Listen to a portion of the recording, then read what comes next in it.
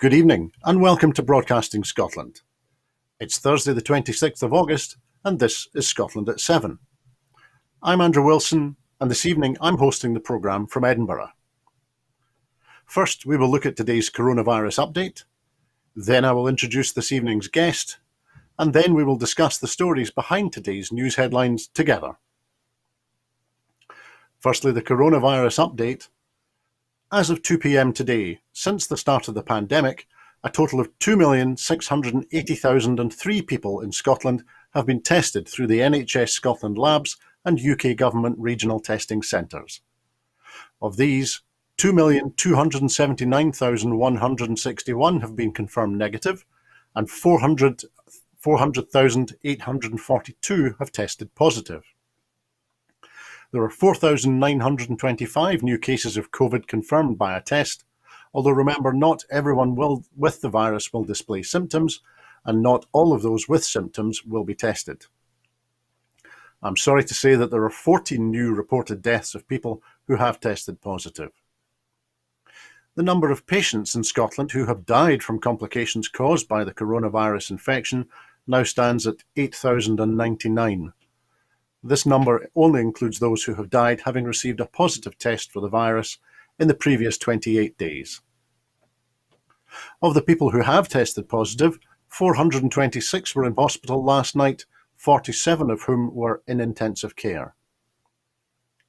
As of 8 a.m. this morning, 4,092,295 people had received their first dose of the COVID vaccination and 3,617,687 had received their second dose. The latest UK daily figures show that 132,143 patients who tested positive for COVID-19 have sadly died from their illness, and that is an increase of 140 since yesterday. This number refers to deaths in all settings, not just in hospitals. Now, we are lucky enough to be joined this evening by a great friend of the programme, Linda Fabiani. Linda served as an MSP for more than 20 years, firstly for Central Scotland, then for East Kilbride. She retired from our Parliament at the Scottish election in May this year. During her time as an MSP, she served on many committees, the Parliament's corporate body, and then as a Deputy Presiding Officer. Linda is a Knight of the Order of the Star of Italian Solidarity in recognition of her work promoting links between Scotland and Italy, and she's also an Honorary Fellow of the Royal Incorporation of Architects in Scotland. Now, Linda, it's been a wee while since you and I last spoke. How are you keeping this evening? Yeah. Oh, I'm absolutely fine. I'm always fascinated, Andrew, when I hear such introductions. It makes me sound terribly grand. Well, it's grand that you're able to join us this evening. Thank you. Our first story this evening is more news from Afghanistan. According to the Pentagon, there were at least 2 explosions near Kabul's airport today, amid the huge and chaotic evacuation effort from Afghanistan, with civilians and US service members reported to be among the casualties in what was described as a complex attack. The Pentagon spokesman John Kirby said one blast occurred near the airport's Abbey Gate and the other close to the nearby Baron Hotel. 2 US officials said at least one of the explosions appeared to be from a suicide bombing. The final US troops will depart by next Tuesday, 31st of August, and UK troops are expected to do so slightly earlier. A number of countries issued statements saying they were either ending their involvement in the airlift today, and that included Canada, Germany, the Netherlands, Belgium and Hungary, and France said its flights would end on Friday. The SNP Shadow Home Secretary Stuart MacDonald MP has called on the UK government to significantly increase support for Afghan refugees, as the Prime Minister has admitted that there will be people who still need help when UK forces leave Afghanistan. With Armed Forces Minister James Heappey also admitting that the UK won't get everybody out and that there will be people who will be in danger who would not be evacuated, Mr MacDonald called on the Prime Minister to substantially increase the number of refugees the UK is willing to take and to work with international partners to secure safe routes for evacuation, relocation and resettlement for refugees, interpreters and others left behind. So Linda, We've all been watching in astonishment the developments in Afghanistan over the past week or two, and also in Washington and in London. What's your immediate reaction to today's news of bomb blasts at the airport and at Baron Hotel, and also the ending of the evacuation efforts by a number of countries? Absolute horror, Andrew. It's just an ongoing nightmare, what's happening there. I've got a mixture of emotions. When you said astonishment, there's absolute horror and almost beyond thinking about what could happen to people. I'm also very angry.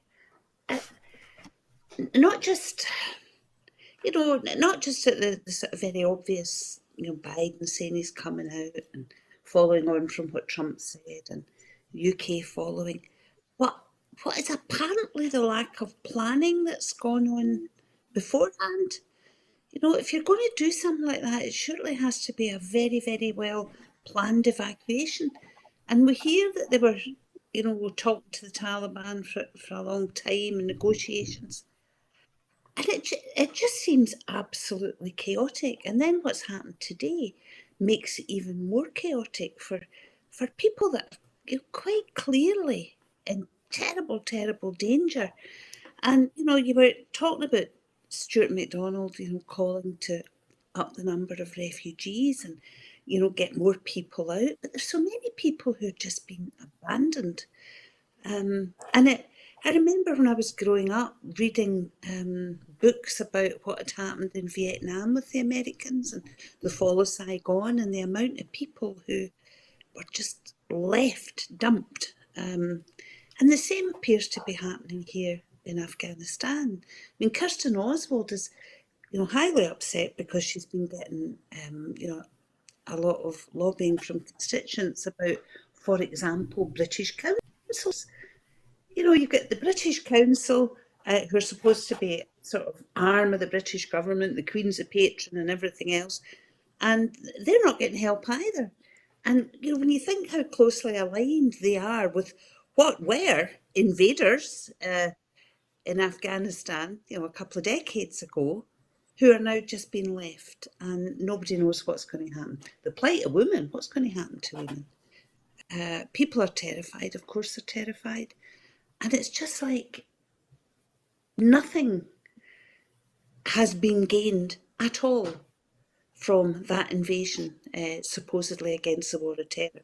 I'm hearing too that ISIS may well have been involved in that attack today because they don't agree with the Taliban, having discussed things with the Americans. And here we go again. It's just a complete tinderbox. Terrible. Thanks, Linda. One of the points you're making there, as I understand it, the agreement that was reached between the Taliban and the U.S. administration, which led to the 31st of August deadline, that agreement was signed back in February 2020. Now, maybe it's me, but what do you think this tells us about the way in which governments operate? Is it that they can't put in place plans to evacuate people, plans that were set in train by events back in February 2020? Is it incompetence, or is the task too big, or what do you think leads to governments to stumble in this way? Well, I suppose, if we're talking about that, we're agreeing that they have stumbled and that it's incompetence. Maybe it was ever thus. Maybe they just don't care. Casualties of war. Well, that's a good point, and you drew the comparison with the events in Vietnam and the U.S. withdrawal from Yeah. that war zone. Thinking about the way in which U.S., UK governments and others have acted in the period since February 2020, do you think that the US and UK governments will be able to pivot in a meaningful way fast enough now to help those who are not being evacuated?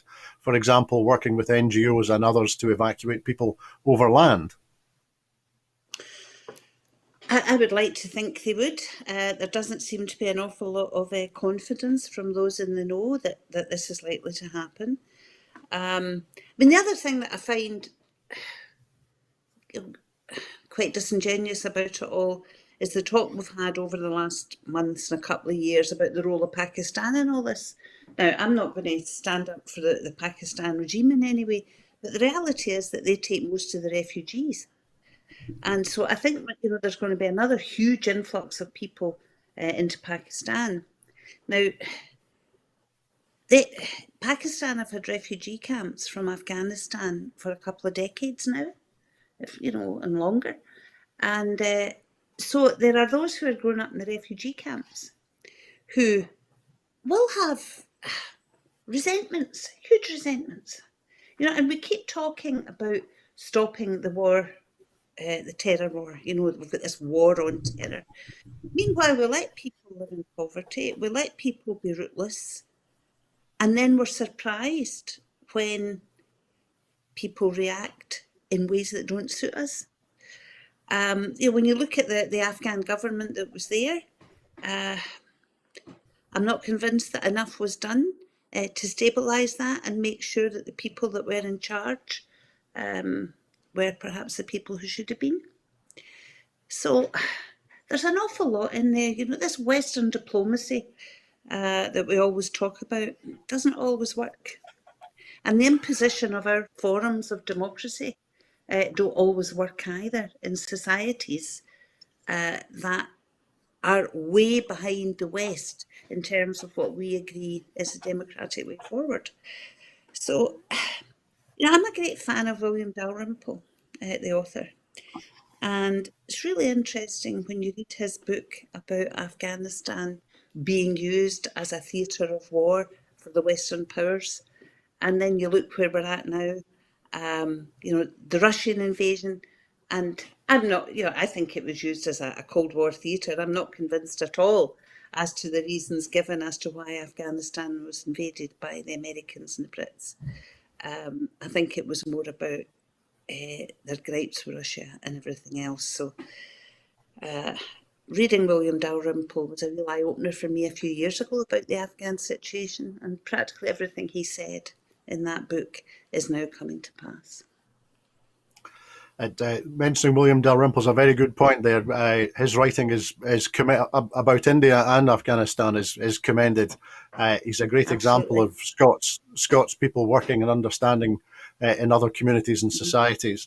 You were talking about Pakistan there for a minute, and and whilst we're not going to delve into Pakistani politics in depth, it crossed my mind to the point that you're making that at the moment the Pakistan Prime Minister is Imran Khan, and that he has an understanding of UK culture, Western culture, and I think has been responsible for some degree of reopening or at least being prepared to do business with the West in a way that perhaps his predecessors did not, for whatever geopolitical reasons.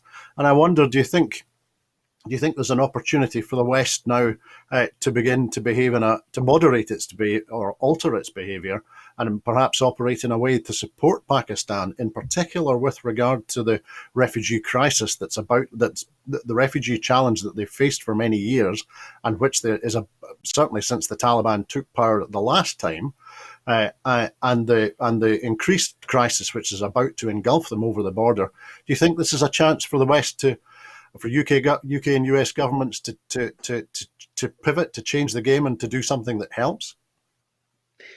I would like to think that could happen, Andrew, but while you have, I can only really speak for the UK, while you have a domestic government in the UK that uses the rhetoric that they do against asylum seekers, that uses racist language about closing our borders and all the rest of it, I don't think they're going to be particularly helpful at all. They'll make the odd concession to try and look like good guys, but no, I don't have much hope of that at all. And that's a good point. Well, it is, but just to finish on the Afghanistan story today, the other side of that coin is: do you think the UK? And I think you've maybe answered the question, but I'll ask it. Do you think the UK government will do enough for those who are actually able to reach the UK and seek refuge here? With Priti Patel in charge, no, I'm not convinced that will happen. No. That's an understandable response, Linda. Mm. You'll appreciate that we'll be covering this story on a daily basis Yes. as it unfolds, and so I'm sure that we'll return to this, and I suspect you and I will be talking about this topic again. We'll change and we'll move now, however, to talk a little bit about Scottish politics, and the Green Party will nominate its co-leaders for ministerial office should party members back a draft cooperation agreement with the Scottish Government on Saturday. Lorna Slater and Patrick Harvey, who led the party to its best ever election result in May, will take on broad remits focusing on the key priorities set out in the joint policy programme. One minister would be charged with delivering bold plans to decarbonise transport, homes and buildings, as well as a new deal for tenants, while the other will focus on green skills, industries like energy, and restoring the natural environment. Full details regarding the ministerial briefs will be confirmed by the Scottish Government next week, should the deal be ratified by the two parties. So, Linda, for this part of the discussion, I'm going to proceed on the basis that the cooperation agreement is approved by both parties, and Mm-hmm. also that it sticks, if I can use that term. Do you think Mm-hmm. that those assumptions are fair assumptions? Well, I hope they are. I mean, certainly as a member of the SNP, I got a note out today from the National Secretary asking for my opinion on it. And yeah, I hope it does stick. I think it's a really good way forward. You know, this is a kind of agreement that is not uncommon across mainland Europe.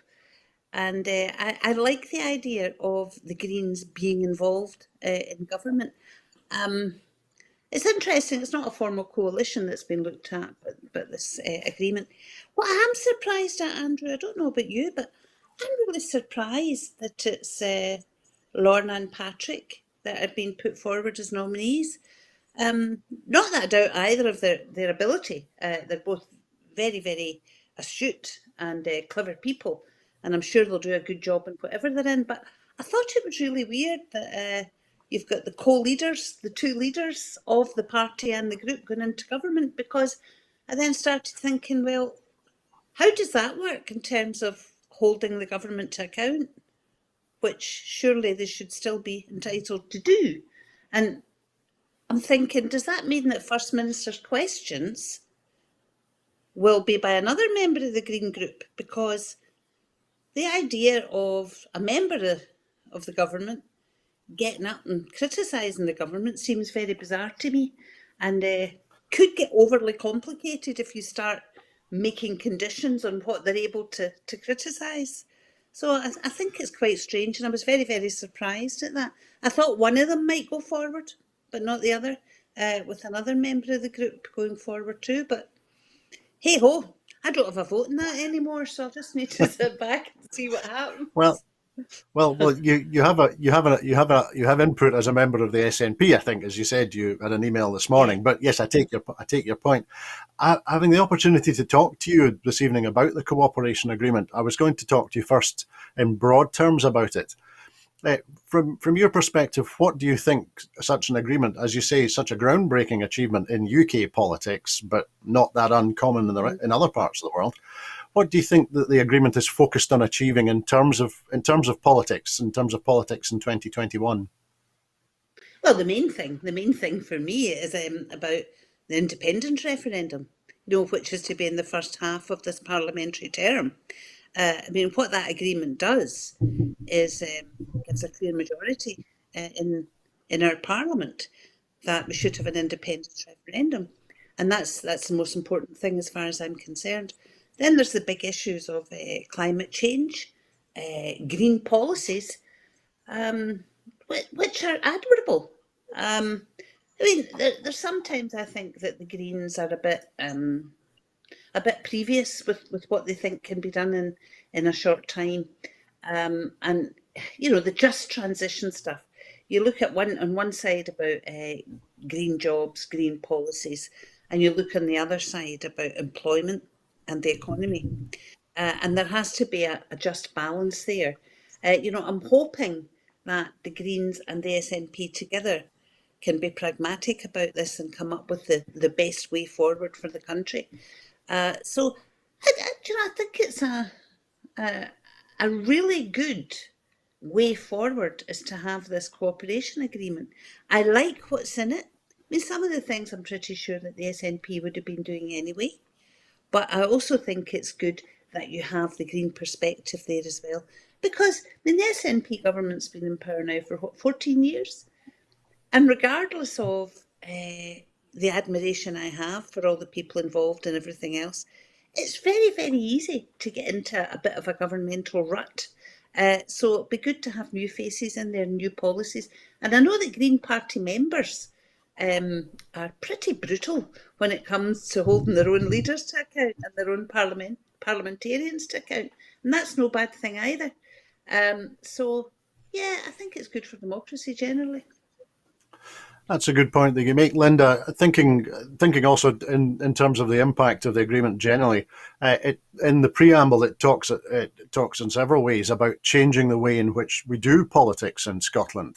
Do you think it has a chance of achieving that? Depends what they mean by doing politics differently. You know, as I said, there's sometimes I look at some of the. Well, I guess I'll just be very honest here. There's sometimes I look at some of the stuff that the Greens come up with, and I think, aye, right, you know, very, very good. Bit of a wish list. And it actually reminds me of the SNP many years ago when we were doing the same sort of things. And then the reality of what you can actually achieve hits either as a parliamentarian or as a member of a government. And that's where pragmatism and realpolitik comes in. You achieve what you can achieve. And the Scottish Child Payment is a good case in point at the moment. The SNP introduced it, brand new, groundbreaking as far as child poverty is concerned, and you know, that being agreed by most of the agencies that are involved in tackling child poverty and dealing with families in hardship. You know, and literally within weeks, you've got the opposition parties screaming, "It's not enough! It's not enough! It's not enough!"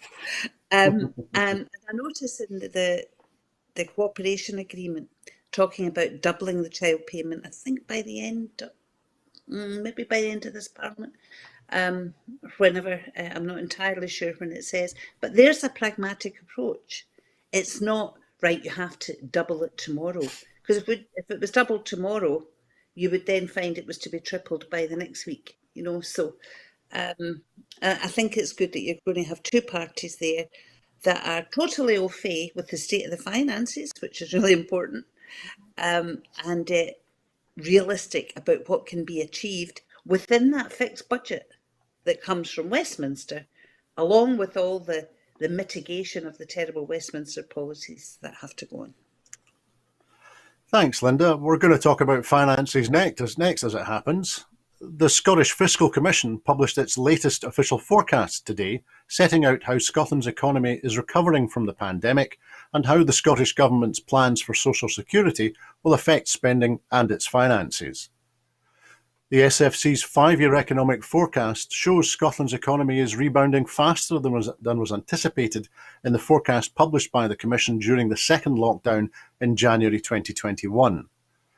Although COVID cases remain high, the vaccination programme has reduced hospital admissions and economic activity has increased in response to the relaxation of public health restrictions. Responding to the SFC forecasts, Finance and Economy Secretary Kate Forbes said, "I warmly welcome the SFC's updated forecasts, which suggest Scotland's economy is recovering from COVID-19 much faster than anticipated." She said that the predicted return of economic activity to pre-pandemic levels in the first half of 2022, that's almost 2 years ahead of the SFC's previous forecast, is a tribute to the innovation and adaptability displayed by businesses during the pandemic. Equally encouraging is the forecast that unemployment will peak at a much lower level than was predicted in January.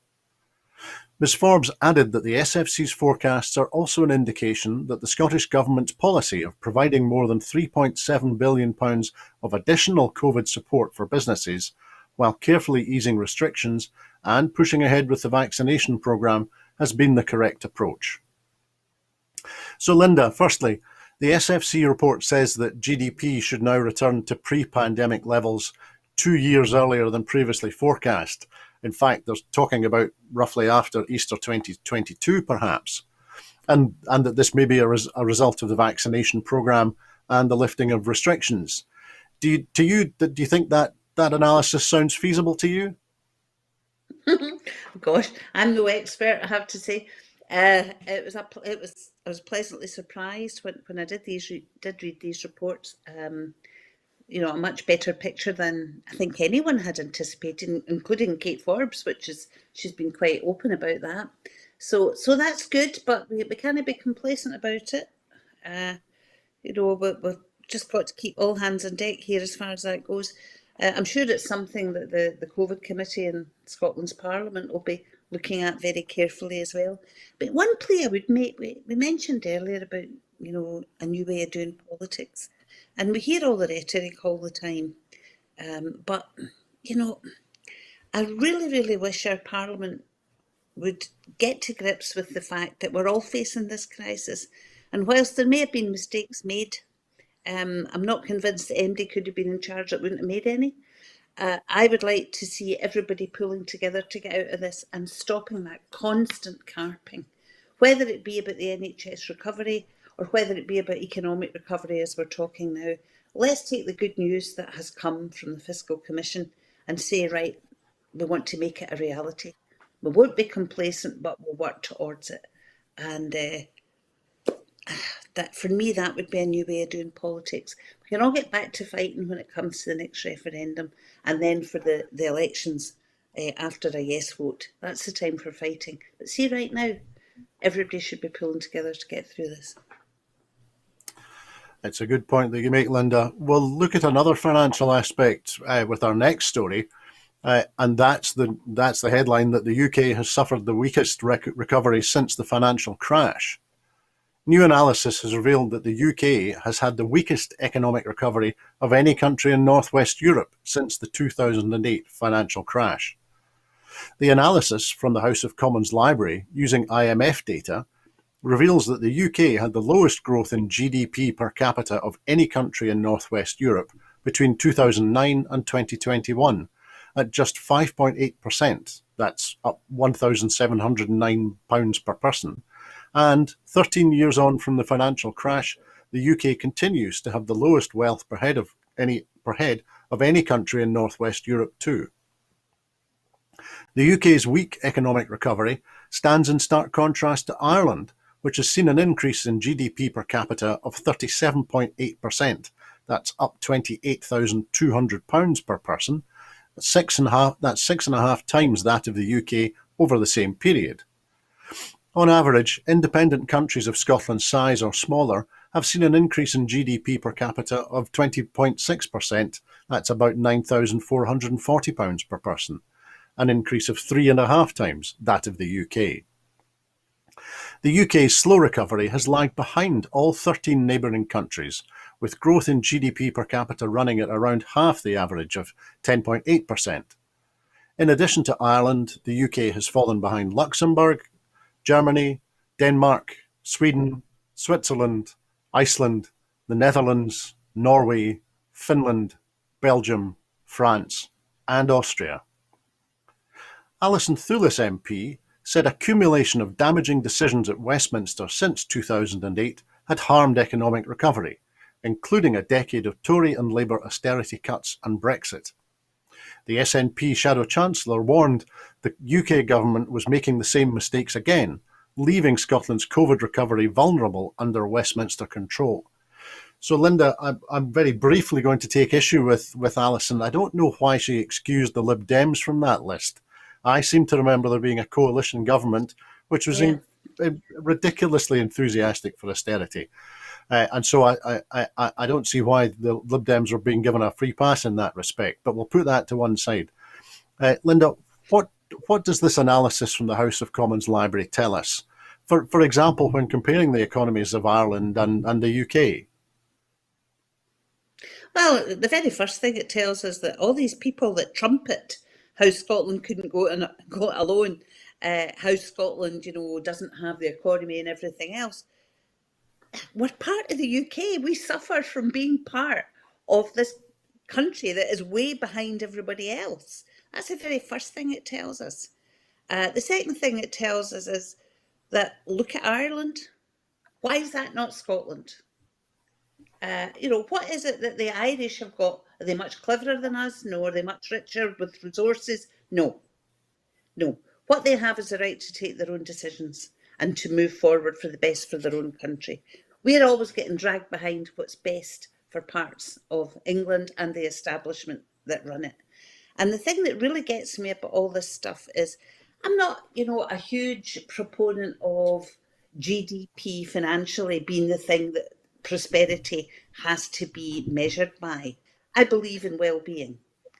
But this UK government, it's not even as if you can say, yeah, but, because actually the gap between rich and poor has widened.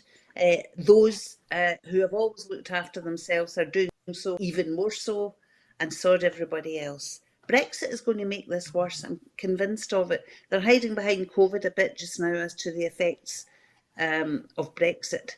But really, my goodness, the sooner we get away from this, the better, and start to do things better, because we can. So that's a very overriding thing for me, is that independence is becoming a necessity if we're going to move forward in this country at all, because we're going to end up getting pulled down along with these people that started already. Well, thanks, Linda. We're on a bit of a roll now because the next story we're going to talk about relates to Westminster's decision making in exactly the way you're talking about. The SNP has accused the Tories of making hundreds of thousands of Scottish families poorer by going ahead with the £1,040 cuts to universal credit, as new research reveals over a third of families in Scotland will be hit by the UK government's cuts. The research from the Joseph Rowntree Foundation, published today, has revealed that more than 1 in 3, 37% of families with children in Scotland will lose £1,040 per year if the cuts go ahead next month. And that includes 3,150 families with children in Scottish Conservative leader Douglas Ross's marginal Murray constituency. The SNP Westminster leader Ian Blackford MP, the Shadow SNP Work and Pensions Secretary David Linden MP, and the SNP Shadow Chancellor Alison Thewlis MP visited a Trussell Trust food bank in Glasgow today before door knocking in the city to raise awareness as part of a day of action against the universal credit cuts.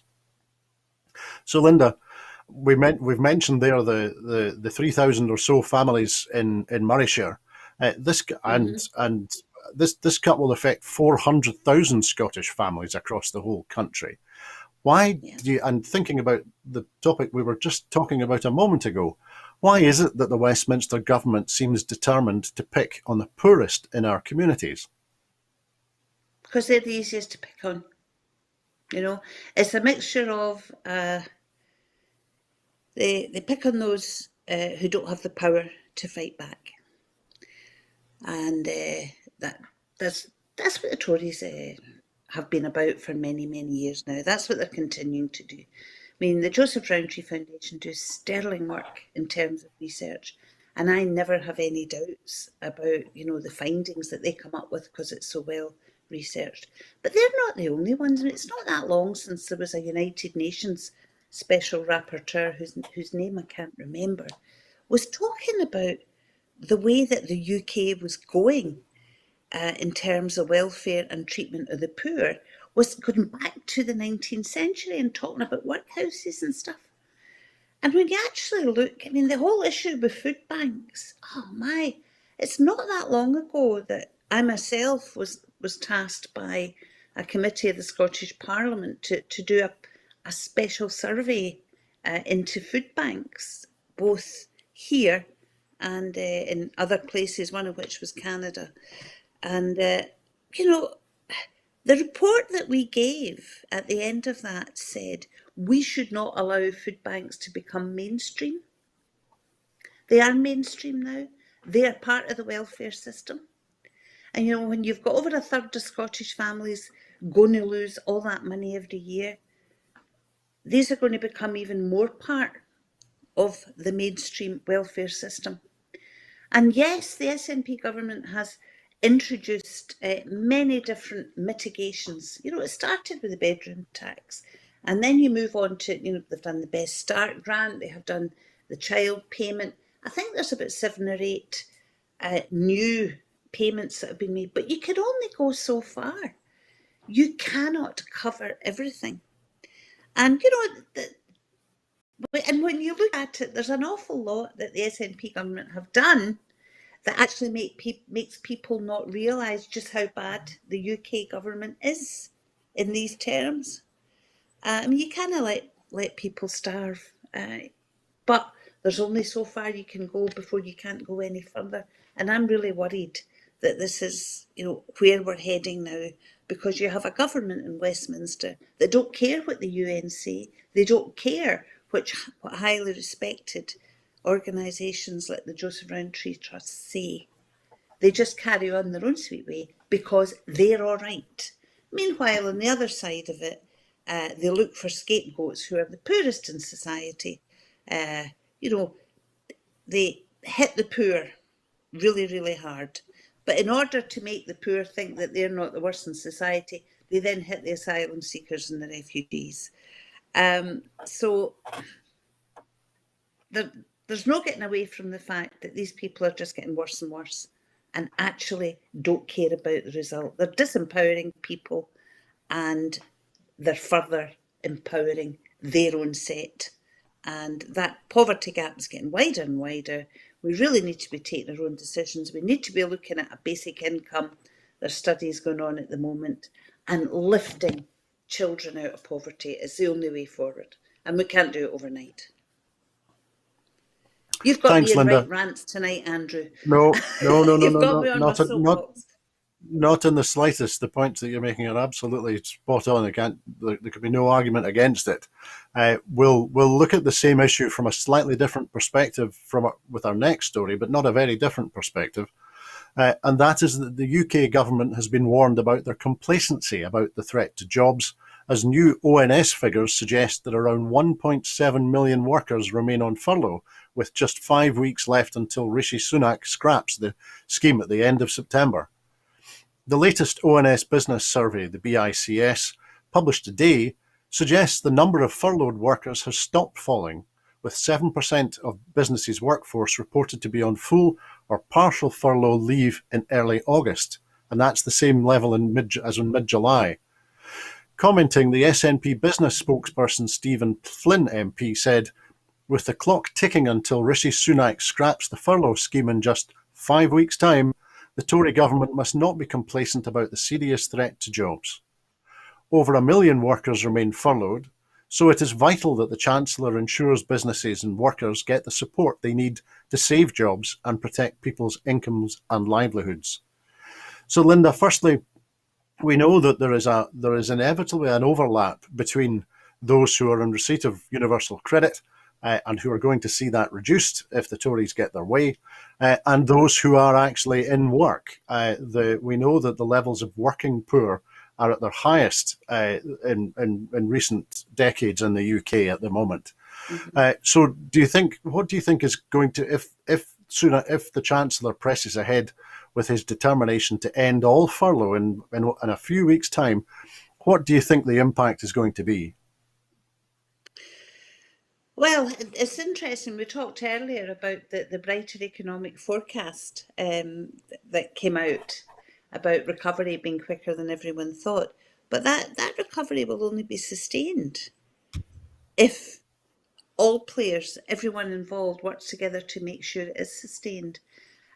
So the idea of just cutting off furlough is really, really worrying, because I think, employers' organisations, think tanks, everyone else, there are going to be jobs that go when this happens. There are going to be places closing down. So the Chancellor really does have to look very carefully again and recognise we're not out of this yet. We have cases rising. I hope we don't have to go into another lockdown, but I got a message today from a friend in the US telling me that they're going back into lockdown in her particular, I don't know if it's city or statewide. So we're not through this yet. And until we are through it, And, with the vaccination programme and everything else, and having dealt with the latest variant, and then a while to see whether there's any other variants that have to be dealt with. And wider too, worldwide. It's all very well our vaccination rate being up, but, we're all interdependent in this globally. So until we're really through this, there has to be consideration of further help for particular businesses. I mean, it's just a no-brainer as far as I'm concerned, and I'm pretty sure that they know that as well. Whether there'll be a last-minute change of heart, as happened previously, I think we'll just have to wait and see. Thanks, Linda. We'll move away from economics and the social security system and employment. We'll talk about another topic just for a moment, and that is that the UK will attempt to move away from European data protection regulations as it overhauls its privacy rules after Brexit, the UK government has announced today. The freedom to chart its own course could lead to an end to irritating cookie pop-ups and consent requests online, said the Culture Secretary Oliver Dowden, as he called for rules based on common sense, not box ticking. Any changes will, however, have to be constrained by the need to offer a new regime that the EU deems adequate. Otherwise, data transfers between the UK and the EU could be stopped. A new Information Commissioner will be put in charge of overseeing the transformation. John Edwards, currently the Privacy Commissioner of New Zealand, has been named as the government's preferred candidate to replace Elizabeth Denham, whose term in office will end on the 31st of October after a 3-month extension. The GDPR data protection rules introduced in the EU in May 2018 are part of UK law even after Brexit under the Data Protection Act. The regulation imposes strict restrictions on what data controllers can do with individuals' personal data. Future data regulation plans are aimed at convincing other nations that the UK's data protection is adequate by their own standards to allow for free and easy transfer of information across international borders. The government announced 6 target nations for such adequacy agreements, including the US, South Korea, and Australia. So, Linda, you'll be delighted to hear that I'm not proposing to discuss the detail of data protection legislation with you this evening. Oh, I could. However, 2 things cross my mind which are more political. Firstly, Oliver Dowden is the current Culture Secretary in Westminster, notorious during lockdown, I think, for the adverts that his department ran suggesting that ballerinas would really be retraining as cybersecurity engineers, an advertising campaign that he later disowned. So, in terms of his approach and in terms of his attitude, do you think something as important as data protection should be left in the hands of a culture secretary who thinks ballerinas should be cybersecurity engineers? Well, I'll tell you what, you just reminded me when I'd heard the name before. Yes, I remember that well. The man's an Egypt. No, it shouldn't be left to him. GDPR is a pain in the neck in some aspects. I had to be a data holder when I was elected because we employed staff and we're dealing with constituents' data. So it's difficult. And so it should be. This is people's personal information. What really worries me is this thing, the Tories do it all the time. We've got to be away from tick boxes. It's all far too bureaucratic. Get rid of this red tape, blah, blah, blah, blah, blah. Now, let's look at 2 examples of that. They've been talking about it for ages about health and safety, and saying some of the health and safety laws are ridiculous. And then you get the right-wing press shoving out ridiculous headlines about some women's institute that isn't allowed to give MD a bit of their Victoria sponge or something because it's health and safety. Meanwhile, you've got people still dying at work. Every year we have Workers' Memorial Day about people who have died at work. And there still aren't adequate laws to hold big companies to account when people die at work or even are injured at work. The Tories have been on about health and safety for years. Tick boxes, tick boxes. And then let's look at Brexit. I remember some of the justification about coming out of the European Union was all these ridiculous laws they have and tick box exercises and red tape and everything else. My goodness, we can't get drivers to go to the Highlands because of the amount of forums that now have to be done because we've left the EU. It's worse than it ever was before. So it's empty rhetoric as far as the Tories are concerned. And I think it's empty-headed as far as your man Dowden's concerned, going by his past stupid statements. Thanks, Linda. And there's one other political angle, and again, if you'll indulge me for a second, I mentioned that the new information commissioner will be John Edwards, who's currently privacy commissioner in New Zealand. Now, New Zealand changed its privacy laws back in 2020.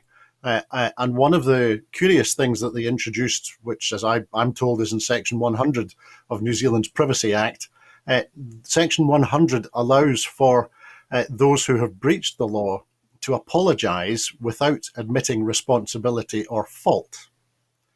Now, in a world where we see Boris Johnson, Dominic Cumming, Dominic Raab, Priti Patel on our screens all the time, does this give the lie to the way in which data protection in the UK is going to go?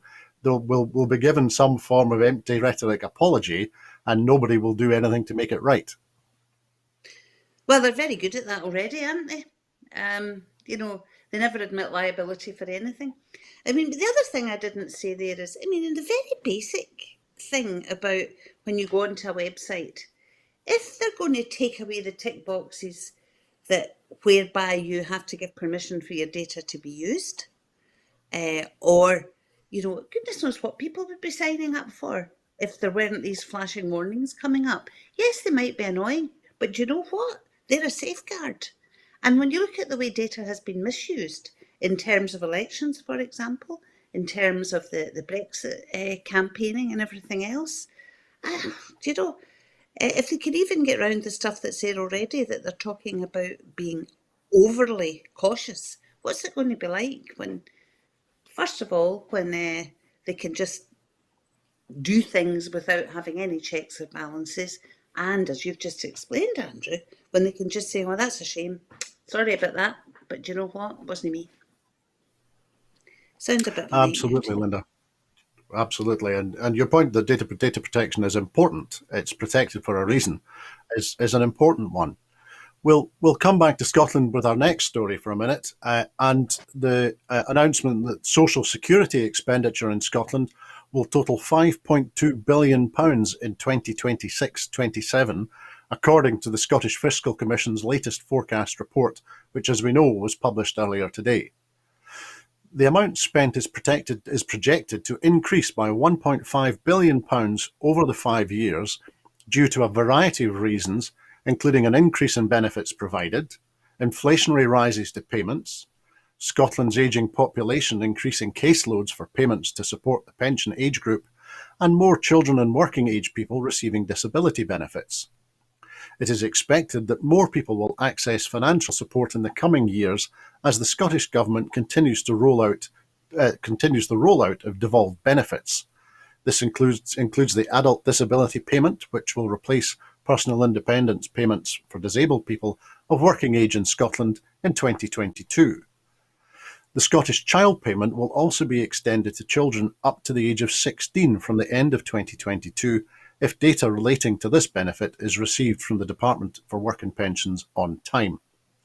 So, Linda, this analysis from the SFC suggests a continuing growth in the amount of social security payments being made by the Scottish Government each year, increasing right up until the end of this Parliament. Thinking about the conversations we had about inequality and economic growth when comparing different countries across Europe, and I'm sure some politicians will criticise this apparent growth in social security spending, but when comparing Scotland with other countries, do you think this is a bad thing? I don't think it's a bad thing that you look after the people that are vulnerable and need looked after. Any decent society has to do that. But it's about all the different levers of power that are there to enable you to do that properly. Look at the backdrop of some of this stuff. Yes, there are benefits being transferred from the UK welfare benefits, but there are also new benefits that the Scottish Government has brought in because it has felt it necessary to do that to look after the well-being of its citizens.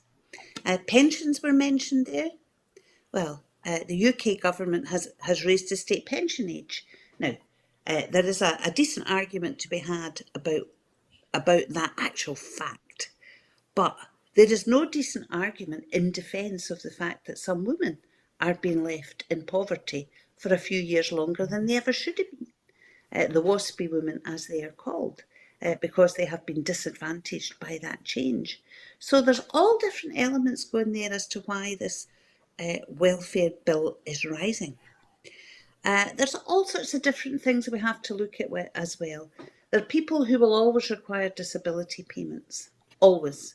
And it is absolutely right that any decent society should be doing this. But there are also a few people here and there who, if we had better employment practices, could be doing very, very meaningful jobs.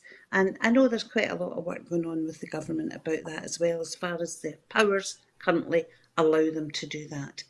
And we need to be increasing jobs, but we need to be increasing decent jobs. That's why, back to our earlier discussion about the Greens coming into government and stuff, and about the green economy and really pushing that. We need decent jobs, away from this culture that we have of folk having to work part-time jobs all the time, 0 hours contracts, etc. We don't have employment powers yet. So all we can do is the best we can, whether it be topping up and mitigating some of the excesses of the Westminster government, and economic growth as far as we are able to make things better for our own people. So it's a very fine balance that has to go on. Thanks, Linda. And for our final story this evening, we'll think a little bit about Scotland's future. A new package of support materials for teachers and staff will embed anti-racism and race equality into all aspects of school life. Education Scotland's resource will ensure children and young people see language content and imagery that reflects the diversity of culture, identities and experiences, including their own. Today also sees the publication of guidance from anti-racism charity, the Coalition for Racial Equality and Rights, and a teacher toolkit published by ScotDec, one of Scotland's development education centres, both of which will further support teachers in embedding anti-racism across the curriculum. Education Secretary Shirley-Ann Somerville said, "Racism of any form has no place in Scotland, which is why embedding anti-racism into the ethos and practice of our education system is imperative." So Linda, briefly, I know that the toolkit being published by ScotDec is in the context of their existing set of materials, which emphasises the point that we are all Adam's bairns, is how they put it. And thinking about how we started the programme this evening and watching other Adam's bairns worried for their lives in Afghanistan, what do you think that this message from Shirley-Ann Somerville and from the Scottish Government and education and anti-racism campaigners in Scotland today, what do you think it says about our future? Well, I'm delighted it's been introduced. I have to say, Andrew, I think it's a long time coming. There's been good work carried out. I know there has been. It's something I've followed for many years and felt strongly about. The agencies involved, like CRARA, are excellent. They've been doing really good work on that. We do have an issue of racism in our schools. So there's all different elements of this. There's about the global education package that says, this is who we are diverse, and you're part of a wider world, and your country reflects that wider world. And there's some very, very basic things in that, like every time a child sees an atlas there, you've got Great Britain right in the middle of it, and everybody else a bit subservient, So that's a very, very basic teaching tool. But what we also have is an issue about racism, overt racism, in some of our schools, amongst pupils, between pupils, and teachers that don't always know how best to deal with it. And beyond that, education departments who don't know how best to deal with it. Now, I've come across that as an elected member, and I'm sure many others have. I ran a committee for a while called Young Women Lead, where we took the experiences of young women. And, There is an issue about misogyny and sexual harassment in schools. That came out very, very clearly. We know that. But it was exacerbated for women who were deemed to be cultural minorities, young women. So there's a lot of issues there. I'm really pleased that it's been looked at properly, and I hope it is monitored very, very well. And it won't make changes overnight, but it will, as time goes on, make things better. And I hope that teachers, education departments, elected members in education committees and councils, and in government as well, will really make sure that there is action behind the word and that we can all live in a better society in that way. Thank you, Linda. Now then, before we finish this evening, I also need to share some very sad news with everyone. The writer, broadcaster and campaigner Michelle Roger has sadly passed away after a fierce battle with breast cancer. She died peacefully, surrounded by family and friends. Michelle was a journalist, business founder, communications consultant, and supporter of young entrepreneurship initiatives across Scotland. She worked with Business for Scotland and was a columnist on The National. She was also a very early presenter of the Full Scottish on Broadcasting Scotland back in 2016. We are all very saddened by her loss, and all of our thoughts are with her family. And that is the news on Scotland at 7 this evening. In making these programmes, Broadcasting Scotland relies on the support of viewers and others who value our distinctive approach to news, current affairs and culture. If you would like to support us, then please consider subscribing or donating to Broadcasting Scotland. You will find the link to do that on the screen now. There are other ways in which you can contribute to our work. If you would like to volunteer to work with Broadcasting Scotland, either behind the scenes or in front of the cameras, or in any other way that helps our work and promotes the station, then please visit our website at www.broadcastingscotland.scot and send us a message there. Meantime, Rebecca will be back tomorrow at 7 o'clock with the next edition of Scotland at 7, so please tune in and join us then. I'd like to say very many thanks to Linda for joining us this evening and for sharing her thoughts and wisdom and experience with us.